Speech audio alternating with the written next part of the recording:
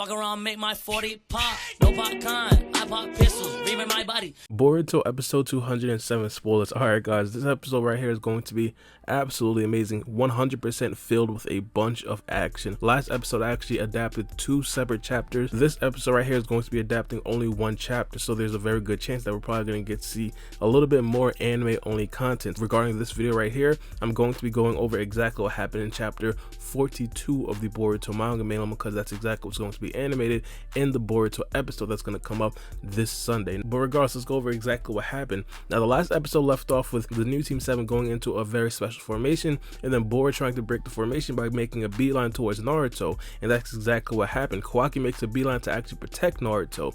Then once Boro actually seen Kawaki making a beeline to Naruto, he throws a couple of shuriken. Kawaki then goes to block the shuriken, but upon contact the shuriken actually blows up, or it creates an explosion. Sarada says that Boro actually mixed gunpowder with his mist, and obviously Kawaki himself got hit point blank range with a huge explosion. But after the smoke clears, Kawaki is standing right in front of Naruto, still protecting his body. Boro kind of notices that and actually points out that Kawaki actually changed. He said this right here was totally unexpected, but Kawaki himself is just standing pat, standing in defense of Naruto. Everybody at Team 7 is just running over to Kawaki, but I do want to point out Kawaki's defense system right now has absolutely been insane. If you guys do recall, he once actually tanked the Rasengan by just his cell multiplication. Like that right there in itself was an insane feat. So seeing him tank an explosion like this at point blank range isn't necessarily that surprising, but Kawaki nonetheless still looks a little bit dazed. He still looks a little bit injured. Now afterwards, Boruto and Mitsuki, they start to attack Boro. At this particular point, they're doing a straight on taijutsu attack battle. They seem to actually land a couple of blows on Boro. One of the things that we have actually seen in the last episode is the fact that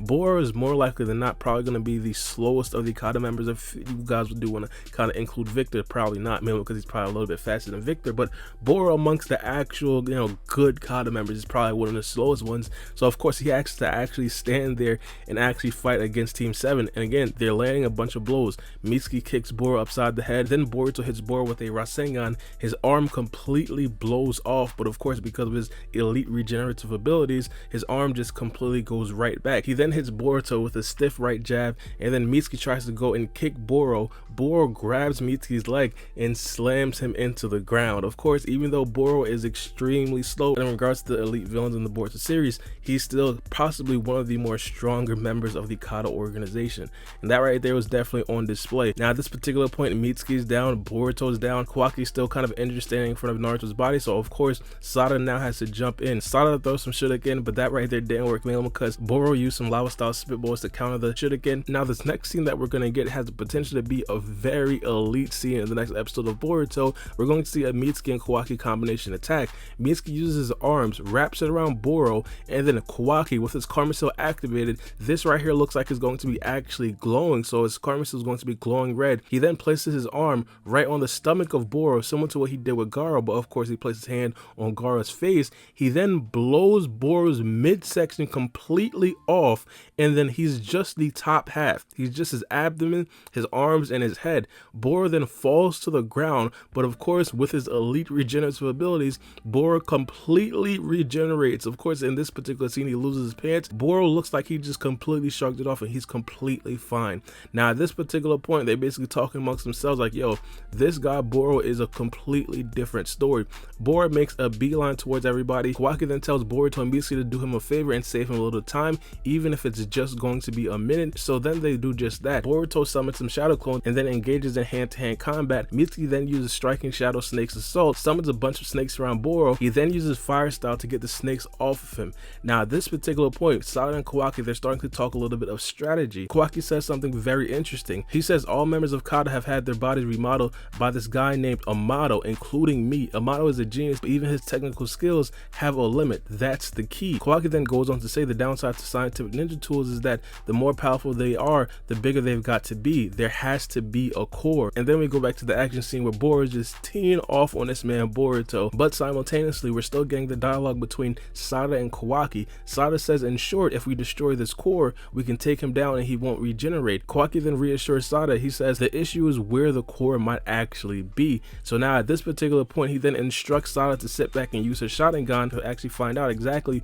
where his core is. After that, Kawaki then joins the fight. He jumps in, tries to hit Boro. Boro dodges and then kicks Kawaki right then and there. Sarada's still trying to find his core. Mitsuki then uses lightning style snake lightning, but because of the lightning, Boro spreads the gunpowder and actually causes an explosion point blank range at Mitsuki. But out of nowhere, Boruto comes out, kicks Boro's leg, makes him go onto a knee, and then Kawaki puts his hand on Boro's face, similar to what he did with Garo. And before Kawaki did actually use his energy blast to blow Boro's face off, he then uses some sort of hand signs, and the manga made it clear that Sarada is looking on. And of course, Kawaki uses energy blast, blows Boro's face off, but then of course, inevitably, he regenerates. But now Sarada's internally thinking, right after he wove his sign, it looked like some of his muscles rippled slightly, as if something moved inside of his body. Could that have been his core? Now that right there seems very interesting, but of course, at this particular time, Sarada doesn't necessarily know for sure. Boruto goes right back in. Boro uses that same hand sign again, and of course, his core moves again. Sarada says slight movement of his muscle, something is migrating within his body, and that's what weaving those signs was for.